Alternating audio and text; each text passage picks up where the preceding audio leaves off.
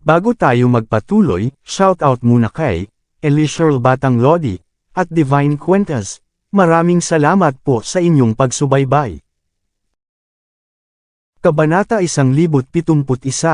Hindi mo ba siya narinig ang kanyang sinabi? Tumingin si Bellamy Blake ng malamig, hinawakan ni Finn Yates ang kanyang mga ngipin. Sa huli, siya pa rin ay lumuhod at umungol. Ginoo York, pasensya na. Ako ay ipinapangako na hindi na ito mangyayari muli sa hinaharap. Nang makita siyang lumuhod at gumapang, naglabas si Harvey ng 15 cents at itinapon sila sa harap ni Finn. Siya noon ay ngumiti at sinabi, "Mabuting bata. Mas mabilis kang lumuhod sa susunod. Gantimpalaan kita ng ilang higit pang dolyar." Ikaw. Nanginginig si Finn sa galit. Alam niya iyon, hinihimok siya ni Harvey ng may layunin. Gayunpaman, hindi siya nang ahas na hindi mawala sa harap ni Bellamy. Natuwa si Bellamy sa pagtingin sa saloobin ni Finn at sinabi, "Lumabas.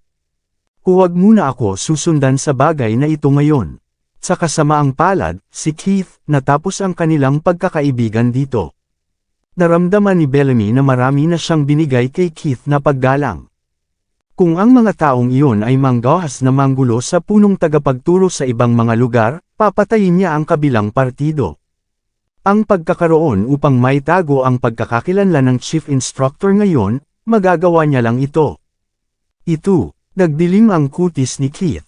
Sa wakas ay nakalapit siya kasama si Bellamy at malapit nang makilala ang chief instructor sa pamamagitan niya, ngunit hindi niya kailanman na inaasahan na ang mga bagay ay magiging ganito. "Okay, aalis muna ako. Huwag kang mag-alala, Commander Blake. Tiyak na tuturuan ko siya ng mas mahigpit sa hinaharap. Makita kita muli sa ibang araw." Umalis si Keith na may madilim na ekspresyon. Nang ang mga tao mula sa pamilyang Yates ay umalis, si Bellamy ay yumuko kay Harvey ng magalang at sinabi, "Ako si Bellamy Blake. Nice to meet you, Chief Instructor." Maingat na tiningnan ni Harvey si Bellamy. Ngumiti siya pagkatapos at sinabi, Okay, nagretiro na ako. Ikaw ang magiging commander ng Southlight Military sa lalong madaling panahon. Huwag gawin ito kapag nakikita mo ako sa hinaharap. Makakaapekto ito sa iyong prestihiyo." Taimtim na sinabi ni Bellamy, "Hindi ako nandito kung hindi para sa iyo, ako ay hindi magiging nasaan ako ngayon. Siyempre, dapat akong mag-alok sa iyo ng aking paggalang, Chief Instructor." Inabot ni Harvey ang kanyang kamay at tinapik si Bellamy sa balikat. Sinabi niya, "Alright, itigil mo ang pakikipag-usap ng walang kaparirikan. Halika at uminom. Tumawag kay Ethan at Ray na magsama-sama tayo sa susunod na oras kung mayroon kang oras. Dapat tayong kumain ng magkasama." Samantala, sina Mandy Zimmer at Halsey Lowe ay napanood si Keith at ang iba pa na umalis. Parehas silang nagulat nang makita na si Harvey ay hindi naaresto. Hindi nila inalis si Harvey. Pwede yun pinatay si Harvey dahil lumaban siya. Nasimangot si Halsey, namutla ang mukha ni Mandy nang marinig niya ang mga salita ni Halsey. Mabilis siyang sumakay sa elevator, nabigla siya nang pumasok siya sa bahay. Ito ay dahil umiinom si Harvey at naninigarilyo sa sala kasama ang ibang lalaki. Mabilis na tumayo si Bellamy nang makita niya si Mandy. Siya pagkatapos ay yumuko at sinabi, "Dapat itong si sister-in-law, tama?" Ngumiti si Harvey at sinabi, "Oo, ito ang aking asawa, si Mandy Zimmer, at ito ang kanyang matalik na kaibigan, si Halsey Lowe." Kahit na nakaramdam si Harvey ng kaunting kakaiba na si Halsey ay dumating dito ang lahat mula sa San Francisco, ginawa niyang hindi magtanong. Magalang na sinabi ni Bellamy, "Sister-in-law, ako si Bellamy Blake, mula sa Gangnam. Ito ay isang karangalan na makilala ka." Ngumiti si Mandy at sinabi matapos makita si Bellamy sa magalang na hitsura, "Mabuti yon sa iyo, Mr. Blake. Dahil kaibigan ka ni Harvey, kung gayon ikaw ang aking kaibigan. Ang aking matalik na kaibigan ay nagmula din sa San Francisco, Gangnam. Ano ang isang pagkakataon? Magkasama tayo." Walang ibang hangarin si Mandy, ngunit nakuha ni Halsey ang maling ideya. Akala niya gusto ni Mandy na ipakilala sa kanya si Bellamy, samantala, maingat na tiningnan ni Halsey si Bellamy, at pagkatapos ay isang piraso ng paghamak ang sumabog sa kanyang mga mata, lahat ng isinusuot ng taong ito, ay wala rito ang may tatak. Marahil siya ay mahirap din katulad ni Harvey, paano niya magustuhan ang taong tulad nito? Sa sandaling ito, naalala ni Mandy Zimmer ang isang bagay na mahalaga. Harvey, hindi ba ang pamilyang Yates ay may isang pangkat ng mga inspector ngayon? Binigyan ka ba nila ng isang mahirap na oras? Taimtim na sinabi ni Harvey, gaano katindi ang pagbibigay nila sa akin ng mahirap na oras. Nang umalis si Finn, lumuhad pa siya at humingi ng tawad sa akin. Medyo namula si Mandy. Harvey, bakit ka pa rin nagsasalita ng ganito? Alam mo bang papasok ka sa malubhang problema kung kumalat ang mga bagay na tulad nito? Hindi ko nais na mangyari sa iyo ang anumang masamang mangyari sa iyo. Maingat na sinabi ni Harvey, honey, seryoso ako. Kung ayaw mong maniwala sa akin, tanungin mo si Bellamy. Nakita niya ito sa kanyang sariling mga mata. Si Bellamy Blake, na nasa tabi, ay sumagot pagkatapos sa pakikinig. Sister-in-law, nandoon ako ngayon, at mayroon din akong ilang mga argumento kay Keith. Ang pamilyang Yates ay taimtim na humingi ng tawad at ipinangako iyon na ang mga katulad na bagay ay hindi na mangyayari sa hinaharap. Medyo nakaramdam si Mandy. Sa katotohanan, hindi niya ginawang maniwala sa isang salita na sinabi ng kaibigan ni Harvey. Gayunpaman, hindi niya ito sinabi dahil sa paggalang. Hindi masyadong naisip ni Halsey. Ngumisi siya sa ngayon, Mr. Blake, alam mo ba kung sino si Keith? Siya ang pangatlong utos sa Southlight. Ano ang iyong katayuan? Kwalipikado ka bang makipagtalo sa kanya? Papakinggan ka kaya niya? Ngumiti si Bellamy at sinabi, ngunit ang totoo, ginawa niyang pakinggan ako, at hindi siya nang ahas na tumanggi. Tumawa si Halsey, huwag maglakas loob na tumanggi. Sa tingin mo ba ikaw ang first in command sa Southlight? Walang pakialam si Bellamy, kahit na hindi ako ang first in command, hindi ako naiiba. Hindi naman talaga naniniwala si Halsey. Tumingin siya kay Bellamy na parang nakatingin sa tanga. Gustong-gusto ni Harvey na magyabang. Gustong-gusto din ng kanyang kaibigan na magyabang at mukhang hindi maaasahan. Pareho silang dalawa ay mga gisantes ng parehong pod. Samantala, nag-atubili si Mandy at tumawag sa Regency Enterprise. Maya-maya, mukhang nagulat siya at sinabi, Halsey, sinabi ng Regency Enterprise na gagawin si Harvey hindi naganap na mananagot pa. Sinabi rin nila na kasalanan nila ito ang bagay na ito. Patuloy silang makipagtulungan sa Silver Nimbus Enterprise, at tatalakayin ang mga benta sa lupa upang ipakita ang kanilang katapatan. Kaya sa lalong madaling panahon. Matagal nang naisip ni Halsey. Siya pagkatapos ay pinindot ang kanyang ulo. Nakita ko. Nagpadala ako ng isang mensahe sa kay CEO Hart ng Sky Corporation kaninang umaga, nagtatanong siya upang makatulong na malutas ang bagay na ito. Sa palagay ko ay nakagambala si CEO Hart sa bagay na ito. Hindi nakakagulat kahit na ang pamilyang Yates ay naiwan sa ganoong kritikal na sandali. Kaya, dahil dito, ang prestihiyo ng aming CEO, Prince York, ay tiyak na malaki. Sa wakas ay naiisip ni Halsey ang bagay na ito at nagluluksa. Naisip niya na alam na niya ang katotohanan. Nilutas ni Prince York ang bagay na ito. Ano ang mayroon nito at gawin ng walang silbi na si Harvey? Pinakawalan din ni Mandy ang isang buntong hininga pagkatapos marinig ang mga salita ni Halsey. Pagkatapos nito, tiningnan ni Mandy si Harvey na may seryosong ekspresyon. Malaki ang utang natin kay Prince York muli. Dapat tayong makahanap ng isang pagkakataon upang pumunta at magpasalamat sa kanya. Ito ay sa palagay ko hindi kinakailangan. Si Prince York ay sobrang abala. Si Harvey ay walang pagsasalita at hindi alam kung paano ipaliwanag. Sa katunayan, tama si Halsey. Si Prince York ang isa na naglutas ng bagay na ito. Gayunpaman, kung inamin niya na siya ay si Prince York, hindi.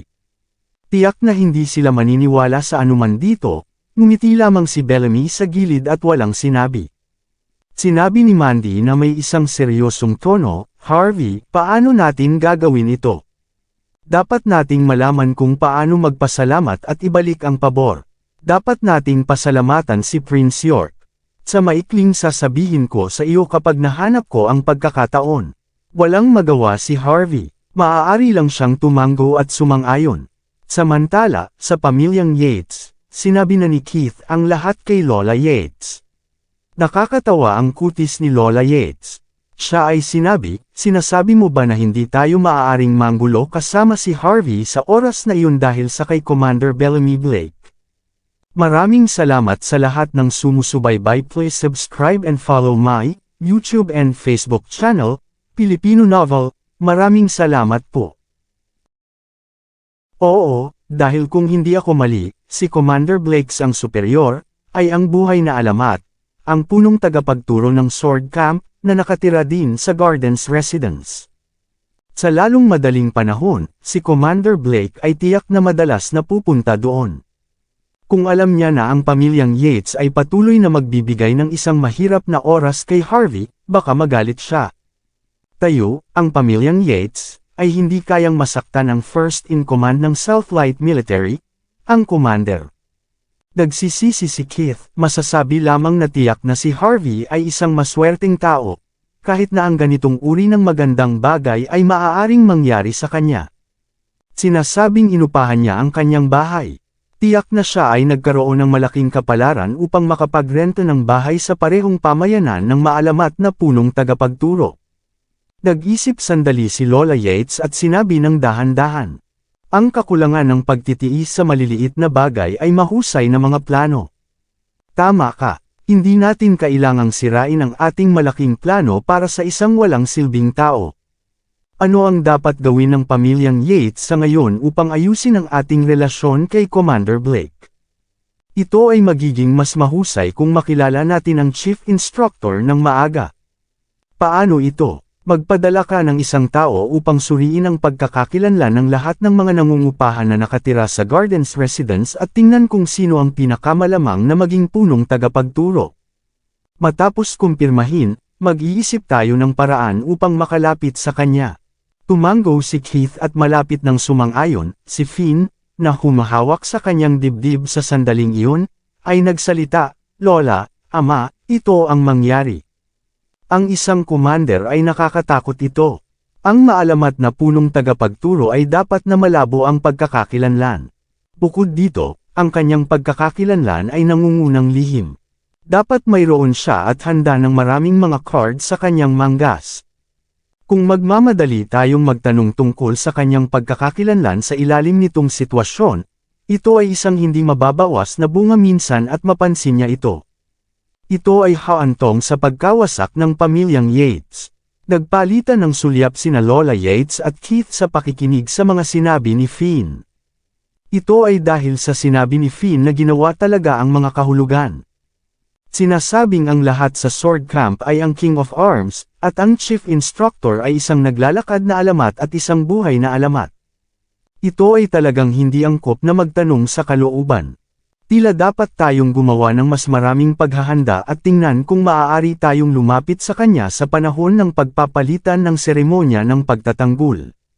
Nag-isip sandali si Keith at sinabi, Finn, pakiusap, mabilis na tumawag sa Amerika at tanungin ang iyong kapatid upang bumalik gamit ang pinakamabilis na eroplano. Ha, Ama, bakit ganito? Hindi maaaring gumanti si Finn ng kahilingan na iyon sa sandaling iyon. Taimtim na sinabi ni Keith, narinig ko na ang punong tagapagturo ng Sword Camp ay bata pa, nasa karamihan ng kanyang 20s. Single pa siya at walang asawa. Kung ang pamilyang Yates ay maaaring sakupin ang pagkakataon, kung gayon hindi ito magiging kasing simple ng pagiging matagumpay lamang. Magagawa natin ang lahat. Nagpakita si Finn ng isang ngiti sa kanyang mukha nang marinig ang mga salita ni Keith. Tama. Kung siya ay maaaring maging bayaw ng punong tagapagturo, magagawa niya ang anumang nais niya sa buong bansa H. Hindi na niya kailangang mag-alala tungkol sa kanyang hinaharap. Hindi bababa sa kapag ang isang tulad ni Bellamy ay kailangang batiin siya ng magalang kapag nagkatagpo sila. Bulong ni Finn habang iniisip ito, Ama, kukunin kong gawin ang mga pag-aayos ngayon. Hihilingin ko kay sister na bumalik sa lalong madaling panahon.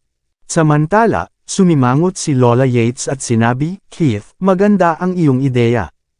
Ngunit ang problema ay, hindi lang tayo ang magkakaroon ng ideyang ito pagkatapos. Bagaman na maganda si Phoebe, ang iba pang mga anak na babae mula sa mga kilalang pamilya ay hindi rin masama. Wala tayong gaanong kalamangan. Ang pag-aalinlangan ni Lola Yates ay napakamakatotohanan. Ang punong tagapagturo ay maaaring nakakita ng maraming kababaihan, at sinabi na tinanggihan pa niya ang isang Nordic Valkyrie. Mahuhulog ba siya sa pag-ibig sa anak na babae mula sa pamilyang Yates? Lumala ang kutis ni Keith Yates matapos marinig ito. Tama si Lola Yates. Tiyak na maraming mga tao na may parehong ideya. Sabihin na lang natin, si Sheldon Xavier at Kyle Quinlan. Ang 2 taong iyon ay pareho mula sa nangungunang 10 pamilya. Paano nila malalampasan ang pagkakataong ito? Hindi maihahambing ni Phoebe Yates sa mga anak na babaeng pamilyang Xavier mula sa Walsing at Quinlan family mula sa Georgia sa mga tuntunin ng pagkakakilanlan at figurang nag-iisa. Biglang sinabi ni Finn mula sa tabi, Ama, talagang, may pagkakataon pa rin tayo. Hanggat matapang tayo, maaari nating hayaang matulog si Sister kasama ang Chief Instructor at magkaroon ng kanyang sanggol. Pagkatapos, kahit na ang Chief Instructor ay hindi magpakasal kay Sister sa huli, maaari pa rin nating makuha ang ating mga benepisyo gamit ang bata. Si Keith ay sumimangot at sinabi, ngunit sa kasong ito, ang reputasyon ng pamilyang Yates ay mawawala. Malamig na sinabi ni Finn, Ama, ang isang tao na may malaking ambisyon ay hindi mag-abala tungkol sa mga bagay na walang kabuluhan. Kung ito ay maaaring matapos na, maaari kang maging isa sa mga matatanda sa hinaharap. At ako rin, ay nakatadhana upang tumaas at hayaan ang mga Yates na umunlad ang pamilya. Ang reputasyon ay hindi na mahalaga sa harap ng mga mahusay na benepisyo. Hindi mo ito makakain. Tumanggo din si Lola Yates at sinabi, magandang ideya. Finn, astig ka talaga. Kapag tumawag ka kay Phoebe, sabihin sa kanya na simulan ang paghahanda para sa pagbubuntis at kumain ng anumang kailangan niyang kainin. Ang ating layunin ay upang gawin ang unang shot. Ang pamilyang Yates ay naghahanda, ang pamilyang Robbins pati na rin at ang pamilyang Cloud ay naghahanda din. Ito ay dahil ang pinakamalaking bagay sa Buckwood ngayon ay ang pagpapalitan ng seremonya ng pagtatanggol sa unang in-command ng militar. Kung sino man ang maaaring makalapit kay Commander Blake at sa punong tagapagturo ng Sword Camp sa panahon ng seremonya at kontrolin ang mga bagong pagbabago sa Southlight. Tulad ng para sa pamilyang Leo mula sa Hong Kong, si Chris Leo ay nagsimula na ring maghanda ng iba't ibang mga Kat-Anji tanging regalo. Para sa kanya, ang paglapit sa Chief Instructor ay isang pagkakataon para sa kanya upang lumipat sa isang mas mataas na posisyon sa loob ng pamilyang Leo. Kung hindi man, nabalisa siya na si Quentin York ay talunin siya kung siya ay walang pag-iingat at gagawing hindi kailanman magkaroon ng pagkakataon na magmana ng pamilyang Leo. Sa labas ng Buckwood, sa isang pribadong club, tila malabo sa labas ngunit may magandang kwarto ang panloob. Umupo si Stephen York sa sofa at tahimik na naghintay. Pagkaraan ng mahabang panahon, ang pintuan ng clubhouse ay gumana ng pabukas, at pagkatapos ay isang figure sa isang hoodie ang lumakad. Walang malay si Stephen na tumayo matapos itong makita ang figure. Pagkatapos ay yumuko siya at sinabi, pangalawang kapatid. Dahan-daang tinanggal ng tao ang kanyang takip, na nagbubunyag ng isang gwapong mukha. Ito talaga ang taong nawala at iniwan ang Buckwood para sa Hong Kong noon, ang pinuno ng sikat na 4 ng Yorks, si Quentin York. Umupo si Quentin sa kanyang sarili at pagkatapos ay sinabi ng walang malasakit, Stephen, pinabayaan mo ako. Matagal ka nang nanatili sa Buckwood. Hindi ang mga bagay lamang ay wala kahit saan, ngunit natalo din niya ang pamilyang Surrey. Pinaplano mo bang mawala ang lahat ng mga bagay na naiwan namin sa Buckwood? Bumantong hininga si Stephen at sinabi, pangalawang kapatid, hindi ko ito kasalanan. Alam mo na mas mahusay kaysa sa akin kung gaano kahirap ito upang makitungo sa taong iyon. Ang lakas na mayroon ako sa kasalukuyan ay hindi pa rin magagawang ihambing sa kanya. Ngunit mayroon akong isang ideya. Magsalita, malamig na sinabi ni Quentin. Narinig ko na ang taong iyon ay dadalo sa pagpapalitan ng seremonya ng pagtatanggol ng Southlight ang kagawaran ng militar. Kung ang balitang ito ay ipinasa sa ilang mga organisasyon sa labas ng bansa, may gustong tiyak na gumawa ng aksyon para sa atin. Sinabi ni Stephen na may ngiti, tumango si Quinton at sinabi, okay, gagawin mo ito. Ngunit kailangan ding gumamit ng isang two-pronged approach, ang pagkuha sa Sky Corporation at mabawi ang kaluwalhatian ng mga Yorks. Pagkatapos pangalawang kapatid, sinasabi mo, magsimula tayo sa kay Ivan Xavier. Inihanda ko ito sa'yo, lumabas ka, pumalakpak si Quinton. Isang matangkad at ang gwapong lalaki ay naglalakad sa likuran ng pintuan. Kabanata 1075. Sa Sky Corporation, si Ivan Xavier, na nakatapos lang ng kanyang mga tungkulin, inunat ang sarili ng tumunog ang kanyang telepono. Siya ay may kakaibang ekspresyon pagkatapos makita ang pangalan sa telepono. Maya-maya, isinabot niya ang telepono, may kotse na inihanda, at mabilis na umalis. Di nagtagal, nagtungo si Ivan sa Buckwood International Airport. Mga 2 oras ang lumipas, isang tao na nababagay sa katad na mga sapatos ang lumabas sa VIP na pasilyo at pumasok sa upuan ng pasahero ni Ivan. Medyo kakaiba ang ekspresyon ni Ivan noong nakita siya. Mabilis niyang nabawi ang kanyang pag-iingat, sinasabi, matagal na, Niall. Hindi mo ba pinalawak ang iyong mga abot-tanaw sa Amerika? Bakit bigla kang bumalik? Ngumiti si Niall Robbins, sinusubukan na maabot ang kanyang kamay upang mahawakan ang buhok ni Ivan, ngunit iniwas niya ito. Hindi niya ito pinilit nang makita ito. Sa halip, siya ay ngumiti at sinabi, kahit na ang Amerika ay mabuti, ako ay inchik pa rin pagkatapos ng lahat. Nag-iisa lang ako sa Amerika sa mga nakaraang taon. Ito rin ay malungkot, kaya gusto kong bumalik ngayon. Hindi ko alam kung handa kang bumalik sa akin. Lumala ang kutis ni Ivan. Sinabi niya, Niall, pumunta ako dito upang makita ka dahil tinatrato kita bilang isang kaibigan. Ngunit kung nais mong sabihin ang mga imposible na bagay na ito, pagkatapos ay hindi na tayo magkikita ulit. Tumawa si Niall matapos pakinggan ang kanyang mga salita, Ivan, nagustuhan mo ako ng sobra noon. Kung hindi ito para sa akin na pumunta sa ibang bansa, sana tayong dalawa ay magkasama peren mula pa noong una. Pinibigyan kita ng isang pagkakataon ngayon. Dapat mong pahalagahan ito.